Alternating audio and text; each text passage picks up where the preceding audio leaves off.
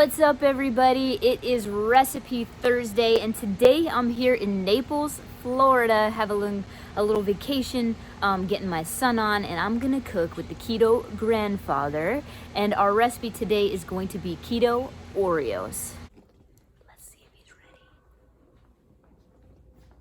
Keto grandfather, are you ready to cook?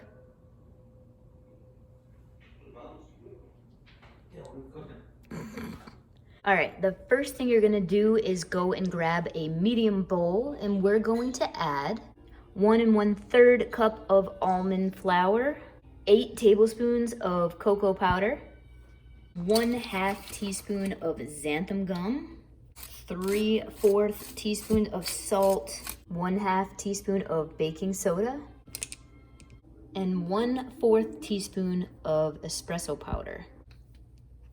We're gonna whisk that together in the bowl, make sure that all the ingredients are nice and combined. Now in a larger bowl, I'm adding 5.5 tablespoons of unsalted grass-fed butter. Using a hand mixer, I'm gonna begin to cream the butter for about 1 to 2 minutes. All right, so it's gonna look a little something like this. All right, now we're gonna add in 8 tablespoons of Swerve sweetener, and we're gonna mix that again for about 3 to 5 minutes until it's all dissolved and mixed in. All right, it's gonna look a little something like this.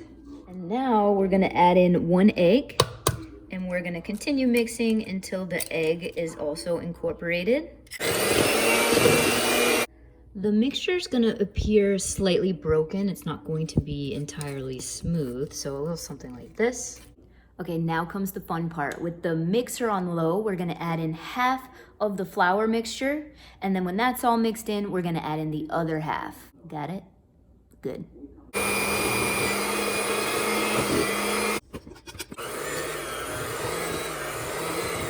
All right, it's gonna look a little something like this. The Keto grandfather got bored and went back to his Westerns. What we're gonna do is wrap the cookie dough. We're gonna wrap it up with cling wrap, and we're gonna refrigerate it for about an hour. All right, guys, we just took this out of the fridge. What we're gonna do now is take it out of this packaging. We're gonna roll out the dough in between 2 pieces of parchment paper. You don't want it to be that way, though. Not just doing it. Being taped. It is now. All right, so there we go. See that? That's what it's gonna look like. I found this teeny little glass in the cabinet, and I am going to use this to cut out Oreos. And we're gonna keep doing that until we use all of the dough up. Once we have the cookies cut out, we are gonna transfer them over to a baking tray.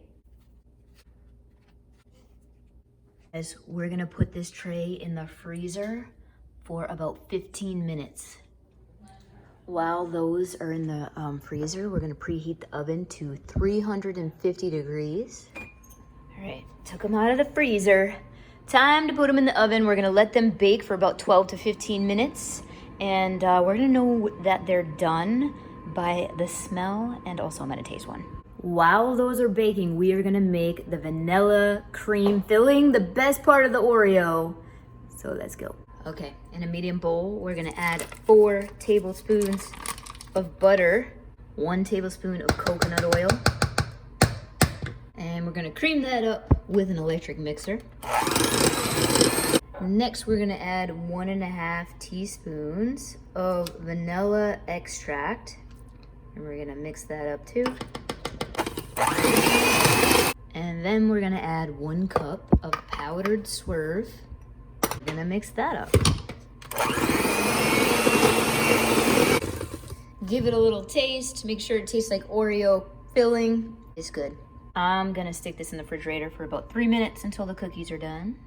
All right, they are out of the oven. We're gonna let them cool for 10 minutes before transferring them to a cooling rack. I am allowing them to completely cool before we put the frosting in, because the longer they cool, the harder they get. And you know, sometimes this could take up to a couple hours because of the sugar alcohols. And so that's the bad news. Our cookies are completely cooled, and now we're going to stuff them and see where it goes from there. So when it comes to stuffing the cookies, you can either, use a baggie and cut a slit in it. I'm just gonna use a knife. It may work better the other way, but we'll make this work.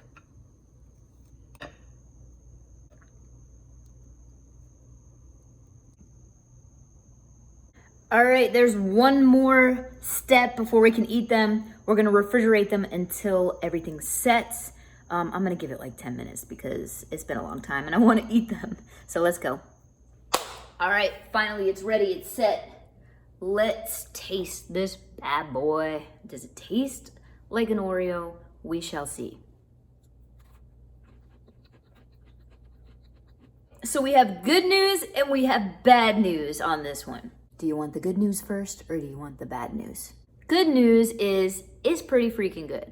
It tastes similar to an Oreo, not exactly, but it definitely does the trick, so that's the good news. The bad news is that it took a really long time to complete this recipe. Between putting the dough in the fridge, letting things chill here and there, it took like several hours. So if you are going to create this recipe at home, I have some suggestions for you. Make the dough the day before, let it set overnight in your refrigerator, and that will save a lot of time.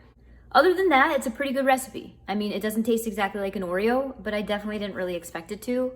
And I don't know, maybe I should get some coconut milk out and dunk it in there. I give this one a 1.5 because that was a long time of me cooking and doing different things. All right, guys, that is it for today's Recipe Thursday. I will be back here again next week with another Recipe Thursday. Now, remember, you get to vote over on my page, so make sure to follow me there. Mondays, I put it up. 2 recipes, you choose which one I'm gonna make. If you have a friend that's doing keto or low carb and they're really craving Oreos, share this recipe with them, get it in their inbox, tag them in it somehow, and that's it. I'll be back here again soon. Oh, don't forget to subscribe because I'm gonna keep making recipes for you and telling you if they're worth your time because I don't make them myself, just so you know, I find them online. That and lots of other good tips and stuff like that. So remember to hit subscribe. Okay, I'll talk to you guys soon. Peace.